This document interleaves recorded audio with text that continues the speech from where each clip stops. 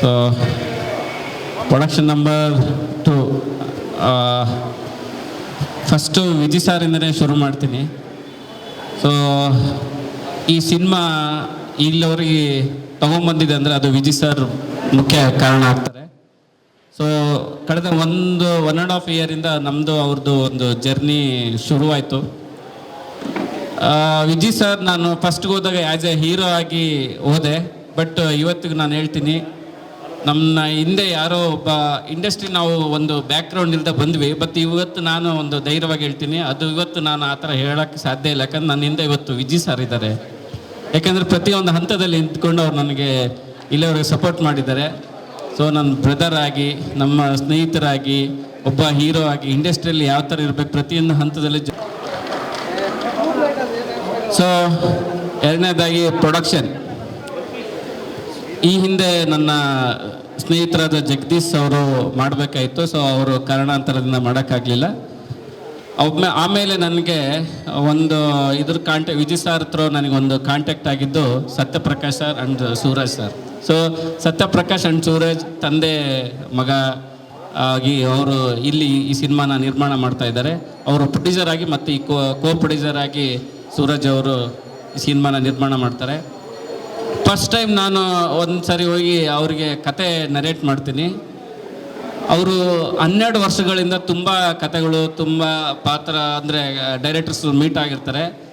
ಅವರು ಕಾರಣಾಂತರದಿಂದ ಒಪ್ಪಿರಲಿಲ್ಲ. ಬಟ್ ನನ್ನ ಅವರು ಹೇಳೋ ರೀತಿ ಬಟ್ ಏನೋ ಒಂದು ವೇವ್ ಲೆಂತ್ ನಮ್ಮ ಮತ್ತು ಸುರೇಶ್ ಸರ್ ನಡುವೆ ಒಂದು ಬಾಂಡಿಂಗ್ ಕ್ರಿಯೇಟ್ ಆಯಿತು. ಸರ್ ಮಾಡೋಣ ಅಂತ ಅವ್ರು ಇಮಿಡಿಯೇಟ್ ಶುರು ಮಾಡಿದ್ರು. ಆ ಮಾತಿನಂತೆ ಇವತ್ತು ಇಷ್ಟು ಮುಹೂರ್ತ ಮಾಡಿ ಒಂದು ಭರ್ಜರಿಯಾಗಿ ಶುರು ಮಾಡಿದ್ದಾರೆ. ಒಬ್ಬ ಒಳ್ಳೆಯ ನಿರ್ಮಾಪಕರು ಒಂದು 12 ವರ್ಷದಿಂದ ಇರಲಿಲ್ಲ. ನನಗೊಂದು ಖುಷಿ ಇದೆ, ಒಂದು 12 ವರ್ಷದಿಂದ ಅವರು ಒಂದು ಸಿನಿಮಾನೇ ಮಾಡೋಕ್ಕಾಗಿರಲಿಲ್ಲ ಕಾರಣಾಂತರದಿಂದ. ಸೊ ಈ ಮೂಲಕ ಅವರು ಬರ್ತಾ ಇರೋದು ಒಂದು ಖುಷಿ ಇದೆ. ಯಾಕಂದರೆ ಇವತ್ತು ನನ್ನ ಒಡನಾಟದಲ್ಲಿ ಗಾಂಧಿನಗರದಲ್ಲಿ ಈ ಥರ ನಿರ್ಮಾಪಕರು ಅಗತ್ಯ ಇದೆ. ಯಾಕಂದರೆ ಆ ಕಾಲದಲ್ಲೇ ಒಂದು ಸಾರಥಿ ಒಂದು ದೊಡ್ಡ ಬಜೆಟ್ ಸಿನಿಮಾ ಮಾಡಿ ಒಂದು ದೊಡ್ಡ ಸಕ್ಸಸ್ ಕಂಡಿದ್ರು. ಸೊ ಆ ಥರ ನಿರ್ಮಾಪಕರ ಅವಶ್ಯಕತೆ ಇವತ್ತು ನಮ್ಮ ಇಂಡಸ್ಟ್ರಿಗೆ ಇದೆ. ಸೊ ಅವರು ಬಂದಿರೋದು ನನಗೆ ಮಾತ್ರ ಅಲ್ಲ, ಒಂದು ಇಂಡಸ್ಟ್ರಿ ಒಂದು ಶಕ್ತಿ ಅಂತ ನಾನು ಈ ಮೂಲಕ ಹೇಳೋಕ್ಕೆ ಬಯಸ್ತೀನಿ. Thank you sir, thank you so much. So ಅವ್ರು ಹೇಳಿದ್ದು ಒಂದೇ, ಜೊತೆಗೆ ಸೂರಜ್ ಸರ್ ಆಗಲಿ ಸತ್ಯ ಸರ್ ಹೇಳಿದ್ದಷ್ಟೇ, ಇವಾಗ ನಾವು ಸ್ಟಾರ್ಟ್ ಮಾಡ್ತಿದ್ವಿ, ಇನ್ಮೇಲೆ ನಮ್ಮ ಜರ್ನಿ ಇಂಡಸ್ಟ್ರಿ ಕಡೆ ಒಲವಿರುತ್ತೆ. ಇದು ಒಂದೇ ಸಿನಿಮಾ ಅಲ್ಲ, ಇನ್ನೂ ತುಂಬ ಸಿನಿಮಾ ಮಾಡೋಣ. ನಾವೊಂದು ಸಾರಥಿ ಫಿಲ್ಮ್ಸ್ ಮೂಲಕ ತುಂಬ ಸಿನಿಮಾಗಳನ್ನು ಮಾಡೋಣ. ಕನ್ನಡ ಇಂಡಸ್ಟ್ರಿ ನಾವು ಒಂದು ಸಿನಿಮಾ ಮಾಡೋಕ್ಕೆ ಇವಾಗ ಬರ್ತಾ ಇಲ್ಲ, ನಾವು ಮುಂದೆ ಸಿನಿಮಾನೇ ನಮ್ಮ ಮುಂದೆ ಉದ್ದೇಶ ಧ್ಯೇಯ ಅಂತ ಅವರು ಹೇಳಿದರು. ಸೊ ಇದು ತುಂಬ ಒಂದು ನನಗೆ ಅಲ್ಲದೆ ಒಂದು ಇಂಡಸ್ಟ್ರಿಗೆ ಒಂದು ಒಳ್ಳೆಯ ವಾತಾವರಣ ಅಂತ ಹೇಳಕ್ಕೆ ಬಯಸ್ತೀನಿ.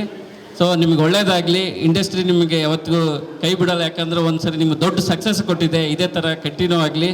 ನನ್ನನ್ನು ನಂಬಿ ಈ ಪ್ರಾಜೆಕ್ಟ್ ಕೊಟ್ಟಿರೋದಕ್ಕೂ ನಾನು ಅದನ್ನು ಶಿರ್ಸಾವಹಿಸಿ ಹಾರ್ಡ್ ವರ್ಕ್ ಮಾಡಿ ನನ್ನ ಕೆಲಸ ನಾನು ಮಾಡ್ತೀನಿ ಅಂತ ಈ ಮೂಲಕ ಹೇಳಕ್ಕೆ ಬಯಸ್ತೀನಿ. Thank you. ಆಮೇಲೆ ನಮ್ಮ ಸ್ವಾಮಿ ಸಿನಿಮಾಟೋಗ್ರಾಫರ್, ಸೊ ತುಂಬ ಬ್ಯುಸಿ ಶೆಡ್ಯೂಲ್ ಇದ್ದರು.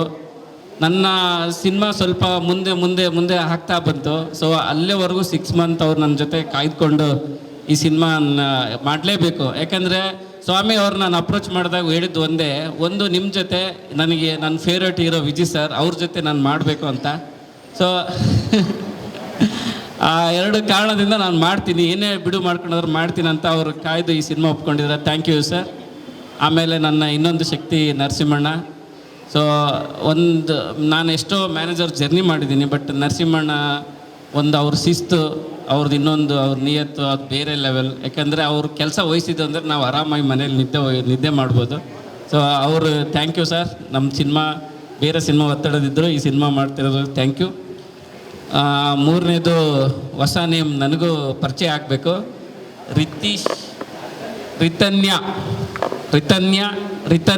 ರಿತನ್ಯ. ಸೊ ನನ್ನ ಮೂಲಕ ಹೆಸರು ಬದಲಾಗಿ ನಮ್ಮ ಸಿನಿಮಾ ಮೂಲಕ ಅದು ಆ ಸಿನಿಮಾ ನಿರ್ದೇಶಕನಾಗಿ ನಾನು ಇದು ಮಾಡ್ತಿರೋದು ತುಂಬ ಖುಷಿ ಇದೆ. Thank you Ritanya. ತಂದೆಯವರು ಆಲ್ಮೋಸ್ಟ್ ಇಂಡಸ್ಟ್ರಿಯಲ್ಲಿ ಅವರು ಏನೂ ಇಲ್ಲದ ಕಾಲದಿಂದ ಇಲ್ಲವರೆಗೂ ದೊಡ್ಡ ಸ್ಟಾರ್ ಆಗಿದ್ದಾರೆ. ಸೊ ಅವ್ರ ಮಗಳಾಗಿ ಮತ್ತೆ ಕನ್ನಡ ಇಂಡಸ್ಟ್ರಿಗೆ ಬರ್ತಾ ಇದ್ದಾರೆ. ಒಂದು ಒಳ್ಳೆ ಪಾತ್ರ ಅಂದರೆ ವಿಜಯ್ ಸರ್ ಮನ್ಸು ಮಾಡಿದ್ರೆ ಒಬ್ಬ ಹೀರೋ ಜೊತೆ ಒಂದು ಡಿವೈಟ್ ರೋಲ್, ಒಂದು ಲವ್ ಸ್ಟೋರಿ ಆ ಥರ ಮಾಡ್ಬೋದಿತ್ತು. ಇದರಲ್ಲೂ ಇದೆ, ಇಲ್ಲ ಅಂತ ಹೇಳಲ್ಲ. ಒಂದು ಚಾಲೆಂಜಿಂಗ್ ಕ್ಯಾರೆಕ್ಟರ್ ಅವರು ಮಾಡ್ತಾರೆ. ವಿಜಯ್ ಸರ್ ಎದುರಿಗೆ ಅವರು ಕಾಂಪಿಟೇಟಿವ್ ಆಗಿ ನಿಲ್ತಾರೆ, ಅವರು ಒಂದು ಲವರ್ ಆಗಿ ಗುರ್ಸ್ಕೊಳ್ತಾರೆ. ಒಂದು ಆ್ಯಂಟಿ ವಿಲನ್ ಜೊತೆನೂ ಇವರು ಫೈಟ್ ಮಾಡ್ತಾರೆ. ತುಂಬ ವೇರಿಯೇಷನ್ ಈ ಪಾತ್ರದಲ್ಲಿ ಅವ್ರಿಗೆ ಬರುತ್ತೆ. ಸೊ ಅದು ವಿಜಯ್ ಸರ್ಗೆ ಗೊತ್ತಾಗುತ್ತೆ, ಒಬ್ಬ ನಟರಾಗಿ ಇಂಡಸ್ಟ್ರಿ ಪರಿಚಯ ಆಗಬೇಕು, ಒಬ್ಬ ಹೀರೋಯಿನ್ ಆಗಲ್ಲ ಅನ್ನೋದು ಅವರ ಒಂದು ಯೋಚನೆಯಿಂದ ಈ ಸಿನಿಮಾ ನಾನು ಸರ್ ನಿಮ್ಮ ಮಗಳೇ ನಾನು ಕೇಳ್ಕೊಂಡಾಗ ಅವರು ಒಂದಿನ ಯೋಚನೆ ಮಾಡಿ ಆಯಿತು, ನಾನು ಈ ಥರದ್ದೇ ಒಂದು ಪಾತ್ರ ನನ್ನ ಮಗಳನ್ನ ಇಂಟ್ರೊಡ್ಯೂಸ್ ಮಾಡಬೇಕು ಅಂತ ಅಂದ್ಕೊಂಡಿದ್ದೆ. ತುಂಬ ಒಳ್ಳೆಯ ಪಾತ್ರ. ಅವ್ರನ್ನೂ ಕರೆಸಿ ನೋಡಮ್ಮ, ಹೀರೋಯಿನ್ ಅನ್ನೋದು ಒಂದು ಹೀರೋಯಿನ್ ಕಥೆಗಳು ಅನ್ನೋದು ತುಂಬ ಬರುತ್ತೆ. ಬಟ್ ಈ ಥರ ಪಾತ್ರಗಳು, ಈ ಥರ ಚಾಲೆಂಜಿಂಗ್ಗಳು ತುಂಬ ಕಷ್ಟ ಸಿಗೋದು ಅಪರೂಪ. ನೀನು ಅದೃಷ್ಟ ಅಂತ ಹೇಳಿ ಅವರು ಒಪ್ಪಿಸಿ ಈ ಸಿನಿಮಾನ ನಮ್ಮ ಕೈಯಲ್ಲಿ ಒಪ್ಪಿಸಿದ್ದಾರೆ. ನೀವು ಒಂದು ನಿರ್ದೇಶಕರಾಗಿ ಅವ್ರಿಗೊಂದು ನ್ಯಾಯ ನೀಡ್ತೀರಾ ಅಂತ ಒಂದು ಭರವಸೆಯಿಂದ ಒಪ್ಪಿಸಿದ್ದಾರೆ. Thank you Vijay sir. ಆ ಮಾತನ್ನು ನಾನು ಉಳಿಸ್ಕೊಳ್ತೀನಿ. ಆಮೇಲೆ ಶಿಶಿರ್, ನೀವು ಇದಕ್ಕೆ ಮುಂಚೆ ನೋಡಿದ್ದೀರಾ ಡೇರ್ ಡೆವಿಲ್ ಮುಸ್ತಫಾ. ಸೊ ಆ ನಟನೆ ನನಗೂ ತುಂಬ ಇಷ್ಟ ಆಯಿತು. ಸೊ ನಂದು ಕಾಟೇರ ರಿಲೀಸ್ ಆಯಿತು, ಡೇರ್ ಡೆವಿಲ್ ಎರಡೂ ಅವಾರ್ಡ್ ಫಂಕ್ಷನ್ ಹೋಗ್ತಾ ಇದ್ವಿ. ಅಲ್ಲಿ ಬೆಸ್ಟ್ ಸ್ಟೋರಿ ಸ್ಕ್ರೀನ್ ಪ್ಲೇ ನನಗೇನೋ ಸಿಗೋದು, ಬೆಸ್ಟ್ ಆ್ಯಕ್ಟಿಂಗ್ ಡೆಬ್ಯೂ ಆ್ಯಕ್ಟಿಂಗ್ ಶಿಶಿರ್ಗೆ ಸಿಗೋದು. ಸೊ ನನಗೆ ಅಲ್ಲೇ ಅನಿಸ್ತು, ಒಳ್ಳೆಯ ನಟನೆ ನಾವು ಆಯ್ಕೆ ಮಾಡ್ಕೊಂಡಿದ್ದೀನಿ ಅಂತ. ಶಿಶಿರ್ ಮತ್ತು ಅವರು ಒಂದು ಪೇರ್ ಆಗಿ ಈ ಸಿನಿಮಾದಲ್ಲಿ ಕಾಣಿಸ್ಕೊಳ್ತಾರೆ. ಒಂದು ಯಂಗ್ ಕಪಲ್ ಕ್ಯೂಟ್ ಪೇರ್ ಆಗಿ ಕಾಣಿಸ್ಕೊಳ್ತಿದ್ದಾರೆ. ಶಿಶಿರ್ ಈ ಸಿನಿಮಾಗೆ ತುಂಬ ಡೆಡಿಕೇಟ್ ಮಾಡ್ತಿದ್ದಾರೆ. ಆ ದಾಡಿ ಹೇರ್ ಸ್ಟೈಲ್ ಎಲ್ಲ ನಮ್ಮದು ಸಿನಿಮಾದೇ, ಬೇರೆ ಸಿನಿಮಾಗಳು ಬಂದರೂ ಒಪ್ಪದೆ ಈ ಸಿನಿಮಾ ಮಾಡ್ತಾಯಿದ್ದಾರೆ. Thank you Shishir. ಸೊ ಇನ್ಮೇಲೆ ನಿಮ್ಮ ಆಶೀರ್ವಾದ. ಈ ಮಂತಿಂದ ನಾವು ಶೂಟಿಂಗ್ ಹೋಗ್ತಾ ಇದ್ದೀವಿ. ಸೊ ಆದಷ್ಟು ಬೇಗ ಮುಗಿಸ್ಕೊಂಡು ಮತ್ತೆ ನಿಮ್ಮಿಂದ ಮುಂದೆ ಬರ್ತೀವಿ. ನೀವೆಲ್ಲ ನಿಮ್ಮ ಸಪೋರ್ಟ್ಗಳು ಹೀಗೆ ಇರಬೇಕಂತ ನಾನು ಕೇಳ್ಕೊಳ್ತೀನಿ. ಸಾರಿ, ನನ್ನ ಆಸ್ತಿ ಬಿಟ್ಟಿದ್ದೀನಿ. ಮಾಸ್ತಿಗಾರು ಅಂತ ಬಂತು, ಯಾಕಂದ್ರೆ ಗೊತ್ತಿಲ್ಲ, ಕೋಲಾರದವರು ತೆಲುಗು ಮಿಕ್ಸ್ ಅಂದ್ಕೊಂಡು. ಸೊ ಈ ಸಿನಿಮಾದಲ್ಲಿ ಲ್ಯಾಂಗ್ವೇಜ್ಗಳು ಕೋಲಾರ ಬೇಸ್ಡ್ ಇರುತ್ತೆ. ಮಾಸ್ತಿ ಜೊತೆ ನಮ್ಮ ಕಾಂಬಿನೇಷನ್ ತುಂಬ ಆಗಿದೆ. ಇದರಲ್ಲಿ ವಿಶೇಷ ಏನಂದರೆ ಮಾಸ್ತಿ ಅವರೂರ ಲ್ಯಾಂಗ್ವೇಜ್ನ ಮೊದಲನೇ ಬಾರಿಗೆ ಬರೆಯೋ ಒಂದು ಪ್ರಯತ್ನ ಮಾಡಿದ್ದಾರೆ. ಸೊ ಮಾಸ್ತಿನಂಥದ್ದು ಒಂದು ಜರ್ನಿ ಇವಾಗ ಹ್ಯಾಟ್ರಿಕ್ ಹಂತದಲ್ಲೇ ಇದೆ. ಮಾಸ್ತಿಗಾರು ಹ್ಯಾಟ್ರಿಕ್ ಹೊಡಿಯೋಣ ಈ ಸರಿ. ಹ್ಯಾಟ್ರಿಕ್ ಆಯಿತು, ಕಾಟೇರ ಸೇರಿದರೆ ಕಾಟೇರ ಆ್ಯಸ್ ಎ ರೈಟರ್ ಆಗಿ, ಇವಾಗ ಡೈರೆಕ್ಟರ್ ಆಗಿ ಹ್ಯಾಟ್ರಿಕ್, ಜೆಂಟಲ್ಮ್ಯಾನ್, ಗುರು ಶಿಷ್ಯರು ಮತ್ತು ಇದು ನನ್ನ ಡೈರೆಕ್ಷನಲ್ಲಿ ಇದು. ಸೊ ಅವ್ರದ್ದು ನನಗೆ ಒಂದು ಒಳ್ಳೆ ಸ್ಟ್ರೆಂತ್. ಅಂದರೆ ನಾನು ಒಂದು ಸೀನ್ ಬರೆದು ಅವ್ರಿಗೆ ಕೊಟ್ಟಿದ್ದೀನಿ ಅಂದರೆ ಅದು ನಾನು ಒಂದು ನಿಶ್ಚಿಂತೆಯಿಂದ ಇರ್ಬೋದು, ಯಾಕಂದರೆ ಅಷ್ಟು ಪರ್ಫೆಕ್ಟಾಗಿ ಅವ್ರದ್ದು ನಮ್ಮದು ಒಂದು ಜೆಲ್ ಆಗುತ್ತೆ. ಸೊ ಹೀರೋ ಜೊತೆನೂ ಅವ್ರ ಜರ್ನಿ ತುಂಬ ಚೆನ್ನಾಗಿದೆ. ಈ ಮುಂಚೆ ಸಲಗ ಅವ್ರದ್ದು ಬಿಗ್ ಹಿಟ್ ಆಗಿದೆ ಹೀರೋ ಮತ್ತು ಮಾಸ್ತಿ ಜೊತೆ. ಇವಾಗ ಭೀಮಾ ಆಗಿರ್ಬೋದು. ಸೊ ಇವಾಗೆಲ್ಲ ಮತ್ತೆ 3 ಜನದ ಕಾಂಬಿನೇಷನ್, ಮಾಸ್ತಿ, ವಿಜಯ್ ಸಾರ್ ಮತ್ತು ನಾನು. ಒಂದು ಒಳ್ಳೆ ಪ್ರಯತ್ನ ಮತ್ತು ಜವಾಬ್ದಾರಿ ಇದೆ, ಅದು ನಿಭಾಯಿಸ್ತೀನಿ ಅನ್ಕೋತೀನಿ. ಆಮೇಲೆ ಕೊನೆಯದಾಗಿ ಮತ್ತು ಕೆ ಎಂ ಪ್ರಕಾಶ್ ಎಡಿಟರ್ ಇದ್ದಾರೆ, ಮೋಹನ್ ಸರ್ ಅವರು ಆರ್ಟ್ ಡೈರೆಕ್ಟರ್ ಆಗಿದ್ದಾರೆ. ಇನ್ನೂ ಬೇರೆ ಬೇರೆ ಪ್ರಕ್ರಿಯೆಗಳು ನಡೀತಾ ಇದೆ. Thank you so much. ಇನ್ನೂ ಉಳಿದಿದ್ದು ಅವ್ರಿಗೆ ಒಪ್ಪಿಸ್ತಾ ಇದ್ದೀನಿ. ಸ್ವಲ್ಪ ಜಾಸ್ತಿ ಮಾತಾಡಿದ್ದೀನಿ, ಸುಧಾರಿಸ್ಕೊಳ್ಳಿ. ಥ್ಯಾಂಕ್ ಯು, ಬಾಯ್.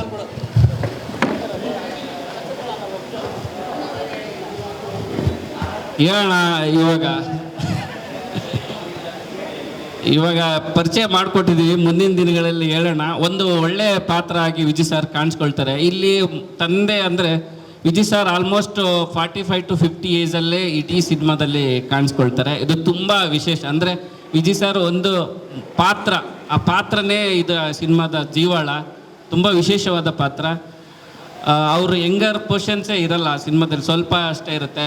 ಇದು ಅಂದರೆ ಆ ಏಜ್ ಕ್ಯಾರೆಕ್ಟರ್ ಅವ್ರು ಒಪ್ಕೊಂಡಿದ್ದಾರೆ, ಆ ಪಾತ್ರ ಎಷ್ಟು ಚೆನ್ನಾಗಿರ್ಬೋದು. ಮತ್ತು ವಿಜಯ್ ಸರ್ ಒಂದು ಬೇರೆ ಥರದ ಒಂದು ಪ್ರಯತ್ನ ಹೇಗೆ ಅವರು ಒಪ್ಕೊಂಡಿದ್ದಾರೆ ಅಂದರೆ ಇದಕ್ಕೆ ಸಾಕ್ಷಿ ಅಷ್ಟೇ. ಸೊ ಈ ಪಾತ್ರನ ಆ ಹೀರೋ ಒಪ್ಕೊಂಡಿದ್ದಕ್ಕೆ ನಾವು ಮಾಡೋಕ್ಕೆ ಸಾಧ್ಯ ಆಯಿತು. ಮತ್ತೊಮ್ಮೆ ಇದಕ್ಕೂ ನಾನು ವಿಜಯ್ ಸರ್ಗೆ ಥ್ಯಾಂಕ್ಸ್ ಹೇಳ್ತೀನಿ. ಯಾಕಂದರೆ ಈ ಥರದ ಕಥೆಗಳು ಬರಿಬೇಕಂದ್ರೆ ಅವರು ಒಪ್ಕೊಳ್ಬೇಕು. ನಾವು ಬರಿತೀವಿ, ಇನ್ನು ಯಾರೋ ಬರೀತಾರೆ, ನಾವು ಬರ್ಕೊಳ್ಳೋದು ಪ್ರಶ್ನೆನೇ ಅಲ್ಲ. ಆ ಹೀರೋ ಇದನ್ನು ಮಾಡಬೇಕು ಅಂತ ಅವರು ಒಂದು ಸ್ಟೆಪ್ ಹಿಡಿದು ಆ ಪಾತ್ರ ಬಂದು ಮಾಡೋದಿದೆಯಲ್ಲ, ಅದು ಇದರದ್ದು ಈ ಸಬ್ಜೆಕ್ಟ್ ಆಗೋಕ್ಕೆ ಮೇನ್ ಕಾರಣ ವಿಜಯ್ ಸರ್ ಅವ್ರ ಒಪ್ಪಿಗೆ. ಸೊ ಆ ಪಾತ್ರನೇ ಇದು ಸಿನಿಮಾ. ಇನ್ನು ಮುಂದಿನ ದಿನಗಳಲ್ಲೆಲ್ಲ ಹೇಳ್ತೀನಿ, ಇವಾಗಲೇ ಎಲ್ಲ ಬೇಡ. ಶೂಟಿಂಗ್ ಎಲ್ಲೆಲ್ಲಿ ಪ್ಲಾನ್ ಮಾಡ್ಕೊಂಡಿದ್ದೀವಿ ಸರ್? ಶೂಟಿಂಗ್ ಒಂದು ವಿಲೇಜ್ ಇಲ್ಲೇ ಒಂದು ಸೆಟ್ ಆಗ್ತಿದ್ವಿ, ಮೈಸೂರು, ಕೋಲಾರ, ಮತ್ತು ಗುಡಿಬಂಡೆ. ಸೊ ಎಲ್ಲ ಆಲ್ಮೋಸ್ಟ್ ಕರ್ನಾಟಕದಲ್ಲಿ ಸ್ವಲ್ಪ ಡ್ರೈ ಒಣ ಪ್ರದೇಶಗಳಲ್ಲಿ ಶೂಟ್ ಮಾಡ್ತೀವಿ. ತುಂಬ ಒಳ್ಳೆ ಸಬ್ಜೆಕ್ಟ್ ಇದು, ಯಾಕಂದರೆ ಸ್ವಲ್ಪ 90s ಬ್ಯಾಕ್ಗ್ರೌಂಡ್ ಇಟ್ಕೊಂಡೇ ಮಾಡಿರುವಂಥ ಕಥೆ ಇರೋದ್ರಿಂದ ಅದು ಆ ಜಾಗಗಳನ್ನ ಹುಡ್ಕೊಂಡು ಹೋಗಬೇಕು. ಸೊ ಅಲ್ಲಿ ನಾವು ಪ್ಲ್ಯಾನ್ ಮಾಡ್ತೀವಿ. ಈಗ ಸದ್ಯ ನಾವು ಮೈಸೂರು, ಕೋಲಾರ, ಗುಡಿಬಂಡೆ. ಮೈಕ್ ಎತ್ಕೊಂಡ್ರೆ ಹೇಳಿ ಕೇಶವಮೂರ್ತಿ ಸರ್ ಹೇಳಿದ್ರೆ ಇರ್ತದೆ. ಹಾಂ ಸರ್, ನಮ್ಮದು ಆಲ್ಮೋಸ್ಟ್ ಸ್ವಲ್ಪ ರಿಯಲ್ ಇನ್ಸಿಡೆಂಟ್ಗಳೇ, ಜೀವನದಲ್ಲಿ ನೋಡಿದ್ದು, ಕೇಳಿದ್ದು, ಮತ್ತು ಸ್ವಲ್ಪ ಓದಿದ್ದು, ಇದರ ಮಿಶ್ರಣ ಇರುತ್ತೆ. ಅಂದರೆ ಕಾಟೇರ ಮತ್ತು ನನ್ನ ಗುರು ಶಿಷ್ಯರು ಆ ಥರದ ಅನುಭವಗಳನ್ನೇ ಇಟ್ಕೊಂಡು ಈ ಥರ ಒಂದು ಪ್ರಯತ್ನ ಮಾಡ್ತಾ ಇದ್ದೀವಿ. ಕತೆ ಹಳ್ಳಿ ಕತೆ ಅಂತ ಹೇಳಿದ್ರಿ. ಹಾಂ, ನೀವು ಕಾಟೇರ ಮಾಡಬೇಕಾದ್ರೆ ನಿಮ್ಮ ಭಾಗ ಅಂತ ಹೇಳಿದ್ರೆ ಅದನ್ನ, ಹಾಂ ಹೌದು. ನೀವು ಆ ಭಾಗದವ್ರೆ. ಬಟ್ ನಿಮ್ಮ ಕೋಲಾರ ನಿಮ್ಗೆ ಅಷ್ಟು ಗೊತ್ತಿಲ್ಲ. ಆ ಭಾಗದ ಕತೆ ನಿಮ್ಗೆ ಎಲ್ಲಿ ಒಳಿತು ಮತ್ತೆ ಎಲ್ಲಿ ಓದಿದ್ದ ಕೇಳಿದ್ದ ಹೇಗೆ ಅಂತ? ಇದು ಕೋಲಾರದಲ್ಲೇ ನಡಿಬೇಕಂತಿಲ್ಲ, ಪ್ರತಿಯೊಂದು ಹಳ್ಳಿಯಲ್ಲಿ ನಡೆಯುವ ಕಥೆನೇ. ಬಟ್ ಕೋಲಾರ ಭಾಗದಲ್ಲಿ ಇಟ್ಟರೆ ಚಂದ ಅಂತ ಇಟ್ಟಿದ್ದು. ಕಾಟೇರ ಆಲ್ಸೋ ಬರೀ ಮಂಡ್ಯದಲ್ಲೇ ನಡಿಬೇಕಂತ ಏನಿಲ್ಲ, ಎಲ್ಲ ಕರ್ನಾಟಕದಲ್ಲಿ ನಡೀತಿದೆ. ಮಂಡ್ಯದಲ್ಲಿ ಇಟ್ಟರೆ ಚಂದ ಅಂತ ಅಲ್ಲಿಟ್ಟಿವಿ. ಇದು ಎಲ್ಲ ಹಳ್ಳಿಗಳಲ್ಲೂ ನಡೆಯುವ ದುರಂತ ಇದು. ಸೊ ಅಲ್ಲಿಟ್ಟರೆ ಸ್ವಲ್ಪ ಆ ಬಾರ್ಡ್ರು, ಆ ಇಶ್ಯೂಗಳು ತುಂಬ ಚೆನ್ನಾಗಿರುತ್ತೆ ಅಂತ ನಾವು ಅದು ಫಿಕ್ಸ್ ಮಾಡಿದ್ವಿ. ಮತ್ತು ನನಗೆ ಮಾಸ್ತಿ ಅವ್ರೂರು, ಅವ್ರ ಸ್ಲ್ಯಾಂಗ್ ನನಗೆ ಇನ್ನೂ ಹಿಡಿತ ಸಿಗುತ್ತೆ ಅನ್ನೋದಕ್ಕೆ ಒಬ್ರು ಬೇಕು ನನಗೆ. ಆ ಸ್ಲ್ಯಾಂಗ್ ಹಿಡಿತ ನನಗಿಲ್ಲ. ಮತ್ತು ವಿಜಯ್ ಸಾರು ಜಂಗ್ಲಿಯಲ್ಲಿ ತುಂಬ ಅದ್ಭುತವಾಗಿ ಆ ಸ್ಲ್ಯಾಂಗ್ನ ಬಳಸಿದ್ರು, ಕೋಲಾರ ಭಾಷೆನ. ನನಗೆ ಅದು ಭಾಳ ಇಷ್ಟ ಆಯಿತು. ಮತ್ತು ನನ್ನ ಕತೆಗೂ ಅದು ಒಪ್ಕೊಳ್ತಾ ಇತ್ತು. ನನಗೆ ಸಂಭಾಷಣೆಕಾರರು ಕೋಲಾರ ಮತ್ತು ಹೀರೋ ಕೋಲಾರ ಭಾಷೆಯನ್ನು ತುಂಬ ಹಿಡಿತದಲ್ಲಿ, ಆ ಭಾಗದ ಭಾಷೆನ ಹಿಡಿತಾ ಇರೋದ್ರಿಂದ ನಾನು ಆ ಊರಿಗೆ ಹೋಗ್ಬೇಕಾಯ್ತು. ಯಾಕಂದ್ರೆ ಐಡಿಯಾನೇ ಇರಲಿಲ್ವಲ್ಲ ಅವ್ರ ಫ್ಯಾಮಿಲಿಯಲ್ಲಿ. ಐಡಿಯಾ ಇತ್ತ ಇಂಡಸ್ಟ್ರಿಗೆ ಕಳಿಸ್ಬೇಕು ಅಂತ ಅವ್ರನ್ನ, ಅಥವಾ ನೀವು ಈ ಸಿನಿಮಾ ಮೂಲಕ ಬಂದರೆ ಒಂದು ಮೈಲೇಜು ಅನ್ನೋ ಕಾರಣಕ್ಕೆ ಯೋಚನೆ ಮಾಡಿದ್ದ, ಅಥವಾ ಬೇರೆ ಏನು ರೀಸನ್ ಏನು ಅಂತ?